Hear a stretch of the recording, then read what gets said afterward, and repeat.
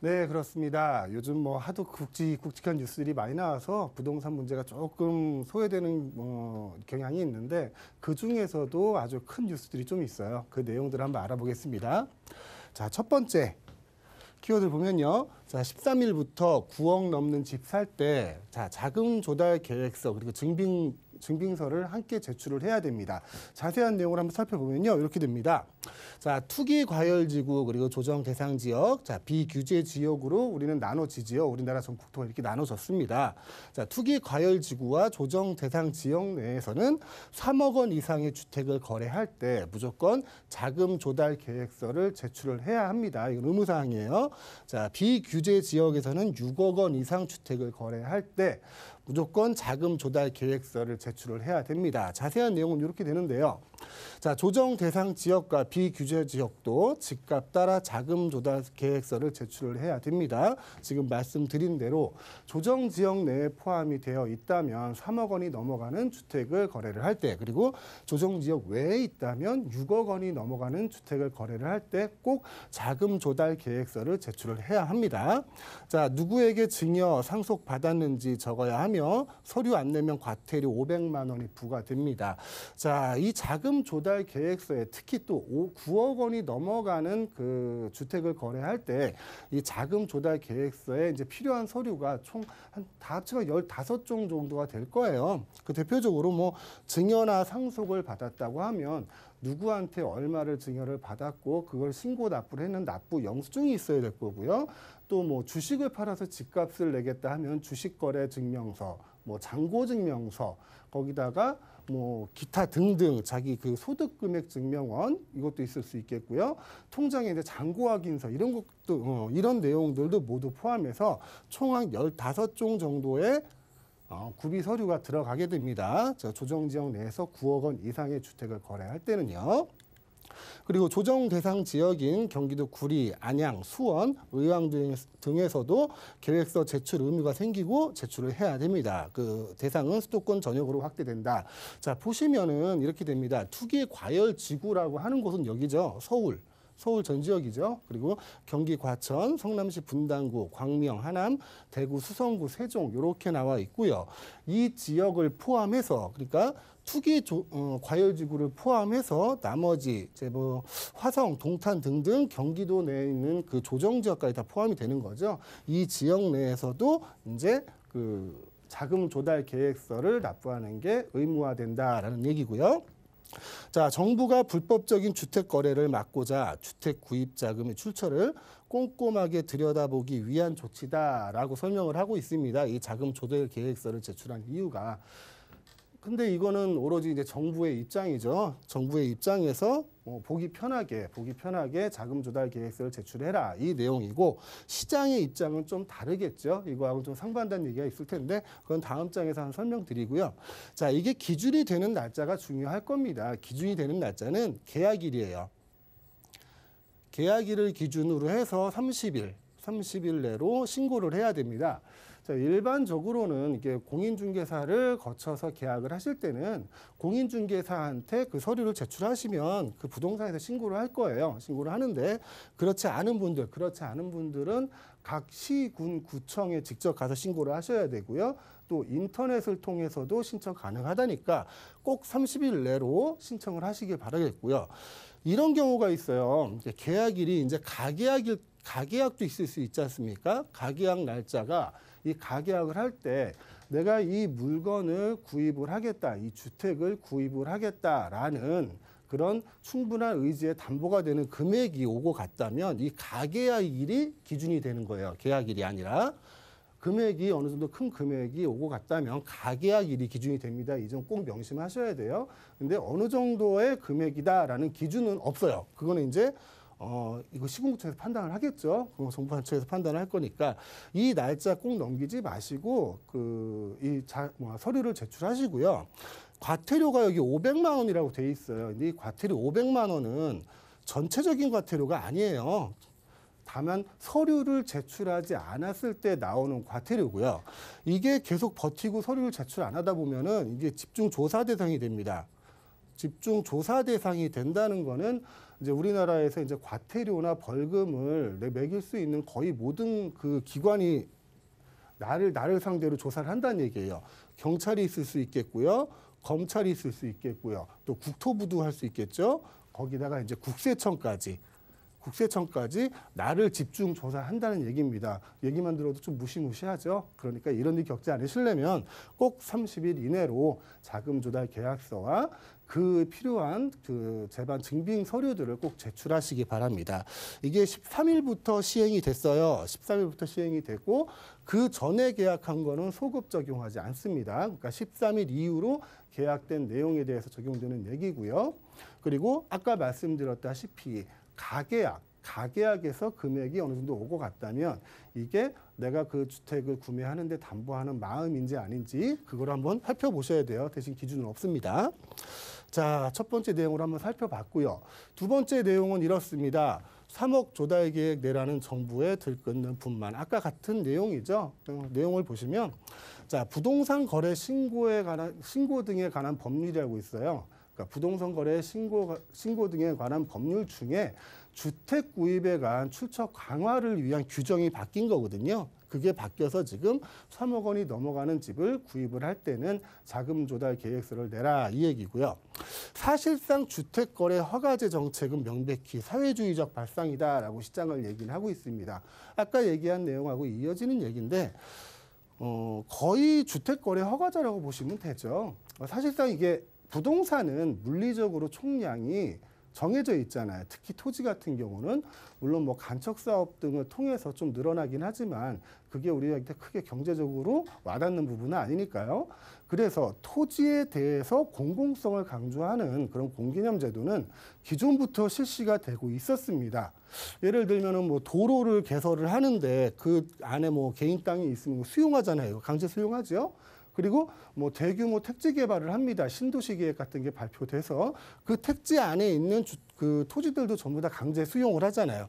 그런 수용법에 의해서 현재도 토지에 대해서는 공개념의 그 공공성을 강조한 공개념의 그 개념이 적용이 되는데 이 주택에 대한 내용은 좀 얘기가 달라요. 주택에 대한 얘기는 좀 설명을 한번 해야 될 것 같아요. 자, 우리나라 같은 경우는 삼면이 바다고요. 삼면이 바다고 또 육지의 70%가 임야로 되어 있습니다. 그래서 사람이 살기에 임야에 살기 좀 불편하겠죠. 그래서 나머지 30%에 대해서 다 모여 살고 있는 거거든요. 그 30%에 대해서 사람이 다 모여 사는 것도 아니고 그중에 평야도 있을 거고 논도 있을 거고 그러다 보니까 지역마다 도시가 만들어지기 시작합니다. 사람들이 모이기 시작하는 예를 들어 이제 서울을 한번 예를 들어 볼게요. 서울 지역에서 70년대만 하더라도 1층짜리, 2층짜리 단독주택이 유행이었어요. 단독주택만 가지고도 사람들이 충분히 살 수 있었거든요. 근데 단독주택들이 모여서 인구가 모이다 보니까 여기에 관공서도 들어가고 또 뭐 일자리도 생기고 일자리가 생기다 보니까 사람들이 또 들어오고 자, 건물에 대해서는 물리적인 총량이 아니라 경제적인 총량은 늘릴 수 있거든요. 이 1, 2층짜리 단독주택을 5층짜리를 짓고 10층짜리를 집니다. 이게 80년대 시작된 아파트 개발 붐이에요. 그래서 경제적인 총량을 늘려가게 되는 겁니다. 서울에서. 그렇게 또 늘려가다 보니까 사람들이 또 들어와요. 일자리가 또 모이고. 그래서 이제 초고층으로 또 올리고 하다 보니 실질적으로 수요자보다 공급이 못 따라가는 상황들이 계속 생기는 거죠. 그러다 보니까 집값이 계속 상승하게 된 건데 그 집값을 잡기 위해서 지금 아까 말씀드린 그 자금 조달 계획서를 포함해서 현 정부 들어서만 지금 19번의 부동산 규제책이 나왔잖아요. 근데 그 개인의 주택을 내가 아파트를 한 채, 두 채 가지고 있다 그래서 서울 시민 10,000명이 뭐 불편함을 겪는다? 그런 건 아니잖아요. 그런 건 아닌데 이 주택에 대해서도 공개념, 공공성을 강조하는 이런 규제책은 좀 오바가 아닌가 싶습니다. 이건 좀 개인적인 생각이고요. 다음 내용은 자, 이번 개정안에 따라 가뜩이나 위축된 부동산 수요 심리가 더욱 위축될 것. 뻔한 얘기죠. 이거를 뭐 사자성어로 얘기하면 이제 명약 관하라고 얘기하잖아요. 제가 한자는 잘 못 써서요. 명약 관하라고 얘기하는데 불을 보듯 뻔하다. 불을 보듯 뻔한 얘기겠죠. 그 수많은 규제 대책이 나왔는데 거기에 더 얹어서 이제 자금 조달 계획서까지 내라고 하니까 내가 내 집을 사는데 그 돈을 어디서 가져올 거냐. 네가 빌렸으면 차용증까지 제출해라. 이자는 어떻게 제출할 거냐. 이런 내용까지 들어오니까요. 그러니까 결국 정부에서 이제 내 집에 있는 숟가락 개수까지 다 알려고 한다. 뭐 이런 얘기들도 나오는 거죠. 다음은 자금 조달 계획 제출. 베네수엘라가 유일하고요. 가장 반시장적인 규제란 얘기를 하고 있습니다. 자, 자금 조달 계획을 제출하는 나라가 기존에 있었어요. 베네수엘라가 하나 있고요. 이제 우리나라가 시행하니까 전 세계에서 이제 2개 나라에서 시행을 하게 되네요. 2개 이국에서. 근데 여기서 베네수엘라가 왜 자금 조달 계획서 제출을 의무화했는지 그 내용을 좀 알아볼 필요가 있습니다. 자, 베네수엘라는 나라는 남미에 있는 나라죠. 남미에 있는 나라고 거기에는 이제 우고 차베스라는 14년 동안 4선을 한 대통령이 거의 독재를 하다시피 했죠. 독재를 하다시피 했고 이 차베스라는 대통령이 추구했던 정책이 남미의 사회주의 운동이었어요. 사회주의 운동. 이거를 추구했던 사람이 차베스라는 대통령이고요. 그 나라가 베네수엘라입니다. 자, 차베스 대통령이 그거를 추진할 수 있었던 배경, 그 많은 복지 정책이나 나라가 책임져진 살림을 추진할 수 있던 배경은 베네수엘라가 산유국이었습니다. 산유국이고요. 세계 5위 산유국이에요. 그래서 이 석유를 팔아서 그 재원으로 복지 정책을 피고 국가가 통제하는 삶을 살았던 거죠. 그런 나라가 이제 석유 가격이 많이 하락하면서 지금 다 아시다시피 베네수엘라 이제 경제가 거의 파탄 위기에 이르렀지 않습니까? 그건 누구나 다 아는 사실인데 그 정책을 지금 똑같이 하겠다는 이유가 뭔지 좀 궁금하긴 합니다. 자, 두 번째 이슈는 이런 거였고요. 세 번째는 비규제 효과 6개월 전매 가능, 그리고 인천심, 원도심, 분양 경쟁 누가 웃을까 이런 제목입니다. 자, 이거는 저번 시간에도 제가 한번 말씀드렸던 내용 같아요.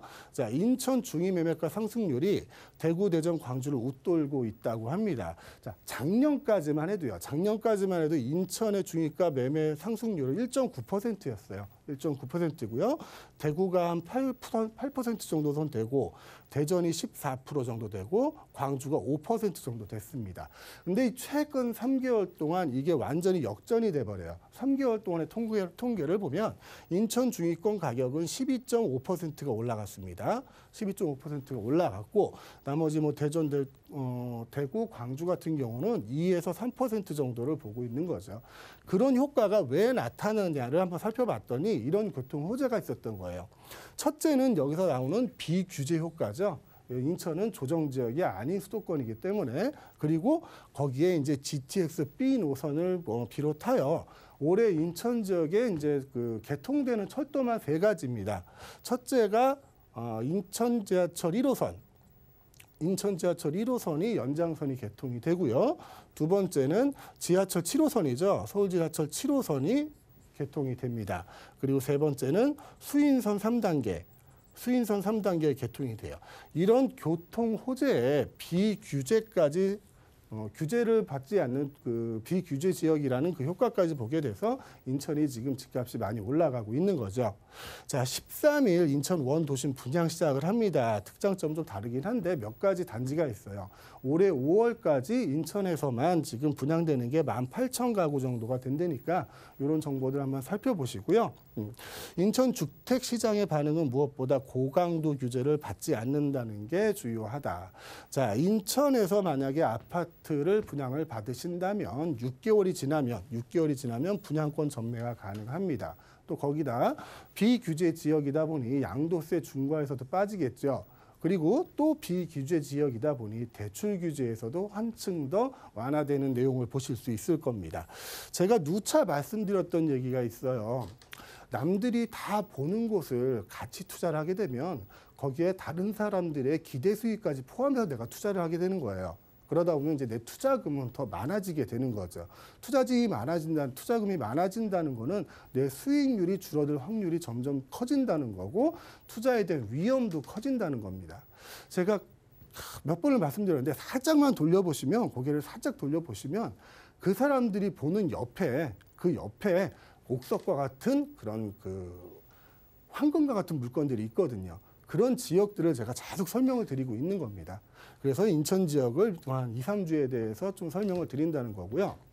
지금은 부동산 투자를 한다는 게 예전에는 내가 보유하고 있으면 됐어요. 보유하고 있으면 시간이 지나면 금액이 올라가는 그런 차익형 투자가 많이 성행을 했고 그게 맞는 방법이었다면 지금은 부동산을 보유하는데도 능력이 필요합니다. 각종 세금을 버텨낼 능력 그리고 대출 규제로 현금 유동성을 확보해야 될 능력들이 필요한 거거든요. 근데 그런 금액을 월급으로 메꾸기는 힘듭니다. 월급은 메꾸기 힘들고 그 물건 자체에서 이제 수익성이 나와야 된다는 거예요. 그래서 이제는 수익형 부동산으로 많은 부동산 투자가 옮겨가고 있다는 거, 그리고 이게 하나의 트렌드가 되는 게 맞다는 걸 다시 한번 설명을 드리고 싶습니다. 자, 오늘의 이슈는 여기까지입니다.